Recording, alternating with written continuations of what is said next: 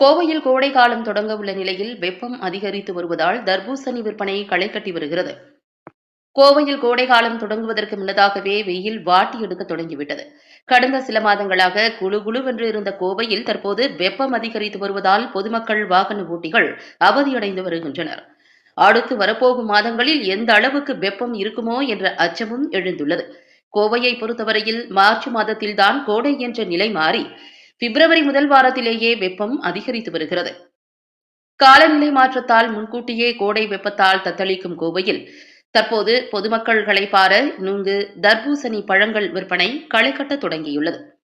இந்த ஆண்டு தர்பூசணி வரத்து அதிகரித்துள்ளதால் ஆரம்ப கட்டத்திலேயே கிலோ ரூபாய் 20 முதல் ரூபாய் 25 வரை விற்பனையாகி வருகிறது. வெயிலின் தாக்கத்தால் அல்லல்படும் வாகன ஓட்டிகள் சட்டென சாலையோரத்தில் வண்டியை நிறுத்தி தர்பூசணி கடைகளில் ருசி பார்த்து களைப்பாரி செல்கின்றனர். என் பேர் ஃபாரூக். நான் கடந்த ஒரு 30 வருஷமாக தர்பூசணி வியாபாரம் பண்ணிகிட்டு இருக்கிறோம். நாங்கள் ஹோல்சேல் பண்ணுறோம், ரீட்டைல் பண்ணுறோம். எங்களுக்கு வெளிமாநிலங்கள்லேருந்து சரக்கு வரும். ஆந்திரா, கர்நாடகா, திண்டிவனம் எல்லா ஊர்கள்லேருந்தும் காய் வரும்.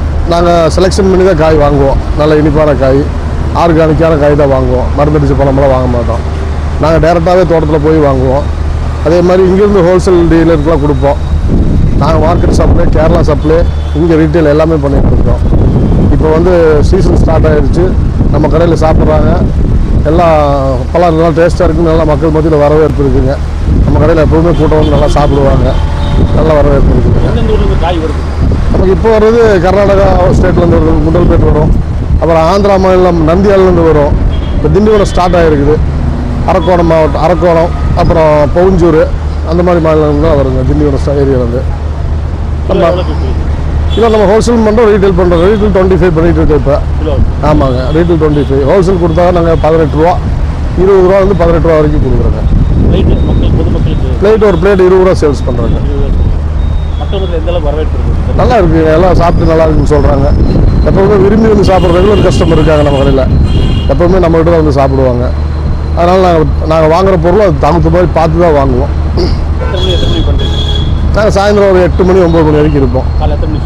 காலைல ஒரு 6 மணி 6:30 மணிக்கெல்லாம் வந்துடுவோம். ஏன்னா நாங்கள் ஹோல்சேல் கொடுக்குறதுனால ரீட்டைல் 10 மணிக்கு மேலே தான் ஸ்டார்ட் ஆகும். நாங்கள் ஹோல்சேல் பண்ணதுனால 6:30 மணிக்கெலாம் வாங்குவோம். இன்னும் ஒரு மார்ச், ஏப்ரல் வரைக்கும் இருக்குது. ஏப்ரல் கடைசி வரைக்கும் இருக்குங்க. அதுக்கப்புறம் நாங்கள் மாங்காய் பண்ண ஆரம்பிச்சிருவோம்.